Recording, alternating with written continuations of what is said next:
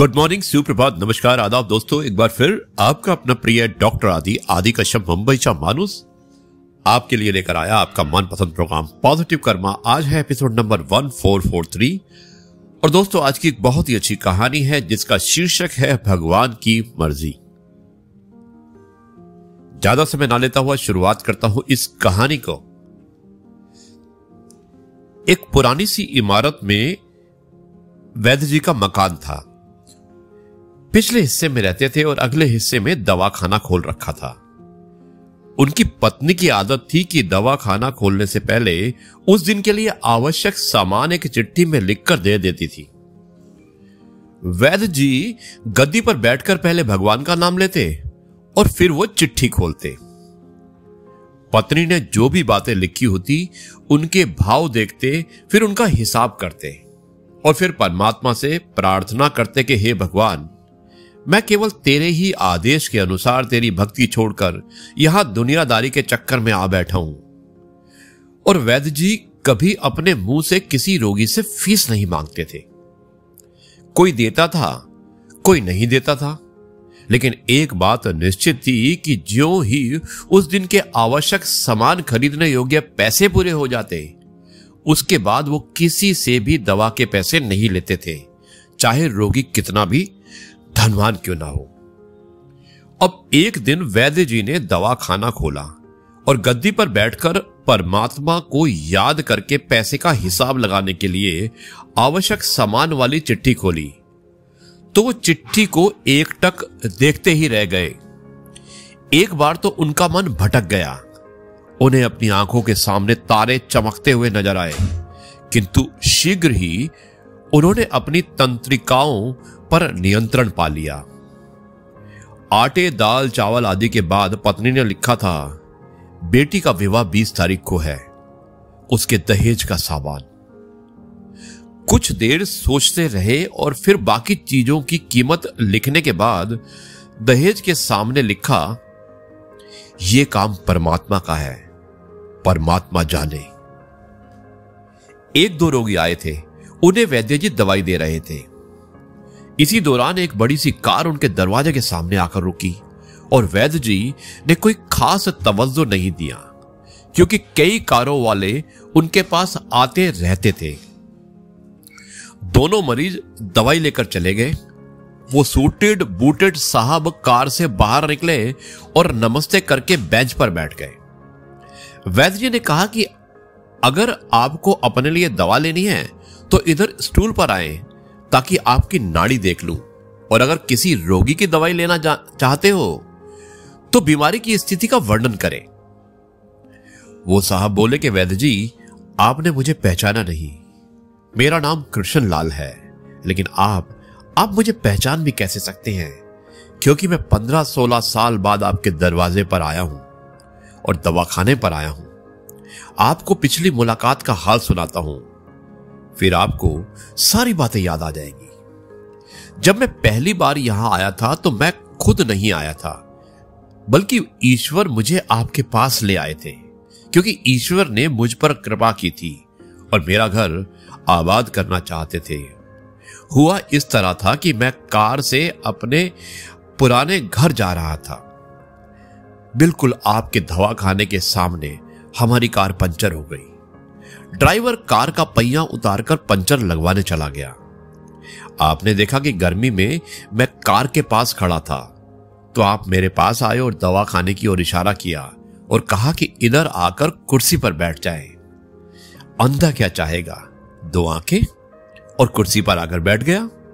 Driver ने कुछ ज्यादा ही देर लगा दी थी। एक छोटी सी बच्ची भी यहां आपकी मेज के सामने खड़ी थी और बार बार कह रही थी, चलो ना बाबा, मुझे भूख लगी है। आप उससे कह रहे थे कि बेटी थोड़ा धीरज रखो, चलते हैं। मैं इसे सोचकर इतनी देर से आपके पास बैठा था और मेरे ही कारण आप खाना खाने भी नहीं जा रहे थे। मुझे कोई दवाई खरीद लेनी चाहिए ताकि आप मेरे बैठने का भार महसूस ना करें। मैंने कहा, वैद्य जी, मैं पिछले 5-6 साल से इंग्लैंड में रहकर कारोबार कर रहा हूं। इंग्लैंड जाने से पहले मेरी शादी हो गई थी, लेकिन अब तक बच्चे के सुख से वंचित हूं। यहां भी इलाज कराया और वहां इंग्लैंड में भी, लेकिन किस्मत ने निराशा के सिवा और कुछ नहीं दिया। और आपने कहा था, मेरे भाई, भगवान से निराश ना हो। याद रखो कि उसके कोष में किसी चीज की कोई कमी नहीं है। आसपास आस दौलत, धन इज्जत, सुख दुख, जीवन मृत्यु, सब कुछ उसी के हाथ में है। यह किसी वैद्य या डॉक्टर के हाथ में नहीं होता और ना ही किसी की दवा में होता है। जो कुछ होना होता है वो सब भगवान के आदेश से होता है। औलाद देनी है तो उसी ने देनी है। मुझे याद है आप बातें करते जा रहे थे और साथ साथ पुड़िया भी बनाते जा रहे थे। सभी दवा आपके आपने दो भागों में विभाजित कर दी थी और दो अलग अलग लिफाफों में डाली थी। और मुझसे पूछकर आपने एक लिफाफे पर मेरा और दूसरे पर मेरी पत्नी का नाम लिखकर दवा उपयोग करने का तरीका भी बताया था। मैंने तब बेदिली से वो दवाई ले तो ली थी, क्योंकि मैं सिर्फ कुछ पैसे से आपको मदद करना चाहता था।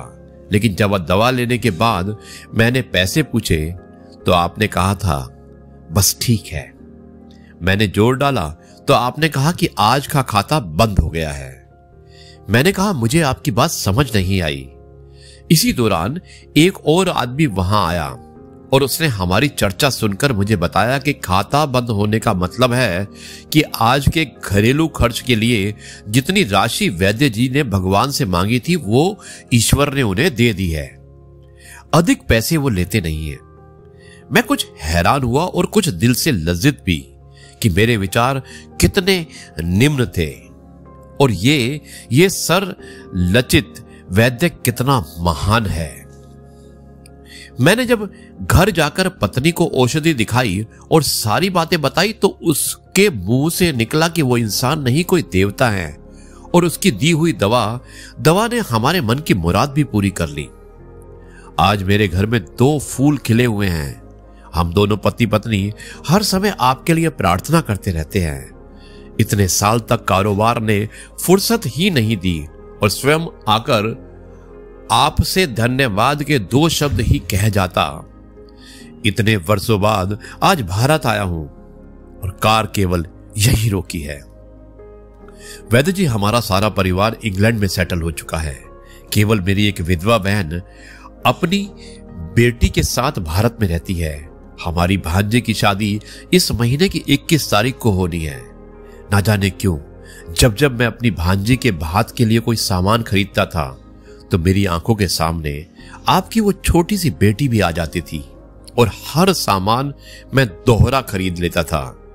मैं आपके विचारों को जानता था कि संभवतः आप वो सामान ना लें, किंतु मुझे लगता था कि मेरी अपनी सगी भांजी के साथ जो चेहरा मुझे बार बार दिख रहा है वो भी मेरी भांजी ही है।